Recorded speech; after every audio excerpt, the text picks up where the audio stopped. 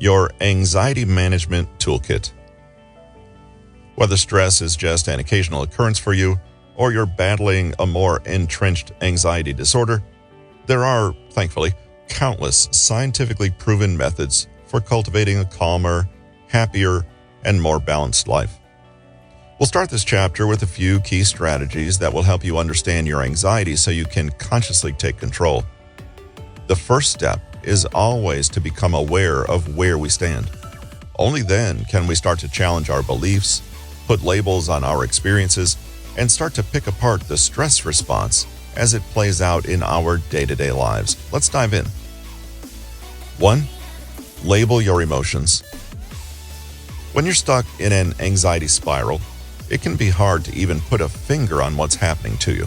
All you know is one thing: it feels bad. Your thoughts are racing all over the place, and you may even feel physically ill. It's like overthinking, worry, and anxiety are an overwhelming flood that completely washes over you, and you can't escape or defend yourself. Think about the last time you felt completely swamped with anxiety and overthinking. What did it feel like?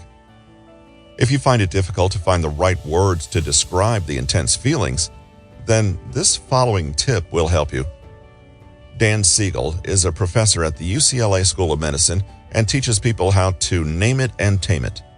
According to Siegel, when we label our strong emotions, we create distance between us and them. Giving how we feel a name is one way we can almost step outside of that flood of anxiety rather than being swallowed up by it. It's a question of controlling your feelings or allowing yourself to be controlled by them. Or, a handy way to think of it is, if you can see an emotion, you don't have to be an emotion. Psychological distance is the feeling of perspective we gain over ourselves. The thing is, when we're caught in an overthinking loop or anxious rumination, we lack awareness. We may feel a rush of strong negative emotions, but we lack perspective or the ability to say, I'm experiencing some anxiety right now.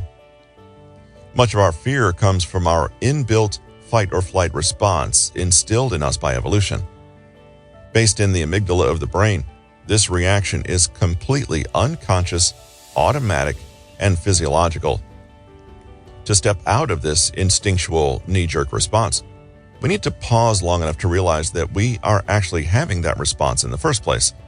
And this realization brings us into our higher brain, the prefrontal cortex. Clinical psychologist Dr. Mitch Ablett explains how strong emotions, like anxiety, can be like a hand held right in front of our faces. We're so fixated on that hand that we cannot see anything else in front of us.